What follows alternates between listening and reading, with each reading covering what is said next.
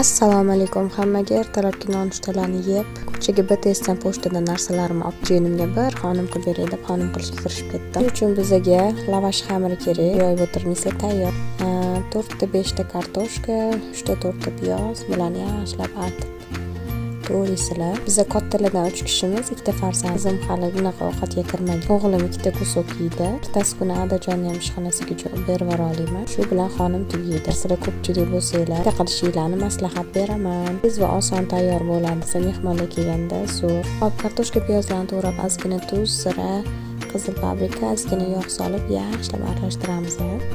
Bitta massaga kelgandan keyin to'xtatamiz aralashtirishni. Lavash xamirini ochib, yog'lab, chinkamizni solamiz. Lavash xamiri ichida 4 ta bo'ladi. 4 ta liska bemalol sig'adi. Xamirimizni ochamiz. Yaxshilab pista yog'ida men yog'lab olaman. Chinkasini bir tekisda qilib yoyib, o'rab olamiz. Bu yerda listlarimizni ham yaxshilab yog'laymiz. Sababi xamir yopishib qolmasligi uchun. Ovutganda chiroyli yopishmay ko'chishi uchun. Shu ko'rinishda 4 ta listni yog'lab, xamirimizni ham joylab, qizg'onimizga solamiz. Gazga mantiqasqonga suv solib, qaynatib qo'ygan bo'lishimiz kerak.